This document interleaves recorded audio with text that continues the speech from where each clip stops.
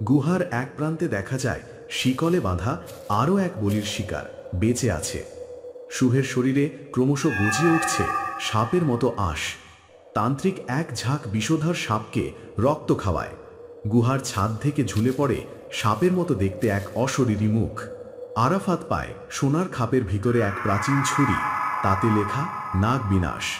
শুভের ভিতরে নাগ আত্মা রিশানকে আক্রমণ করে, কিন্তু থেমে যায় রুদ্রাক্ষ দেখে। গুহার দেয়ালে এক লুকানো চেম্বারে খুঁজে পাওয়া যায় একটি তান্ত্রিকের পুরনো কঙ্কাল।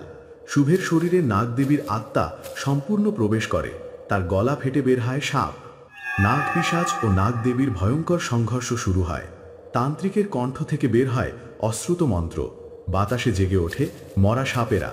আরাফাত ছুরিটি তান্ত্রিকের বুকে ঢুকিয়ে দেয়, বিকট চিৎকারে কাঁপে গুহা। তান্ত্রিকের মুখ ফেটে বের হয় অসংখ্য সাপ, একে একে সব পুড়ে ছাই হয়। গুহার ভেতর আলো ছড়িয়ে পড়ে, মন্ত্রের শক্তি ধ্বংস হয়।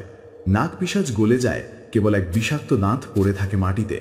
রিশান দাঁতটি তুলে নেয়, তার চোখে দেখা যায় প্রতিশোধের আগুন। গুহার বাইরে সকাল, কিন্তু বাতাসে এখনও বিষের গন্ধ। শুভ ও আরাফাত বেঁচে থাকলেও রিশানের শরীরে এখন সাপের ছায়া। শেষ দৃশ্যে রিশান ফিরে তাকায় ক্যামেরার দিকে, তার মুখে অর্ধেক সাপের চামড়া।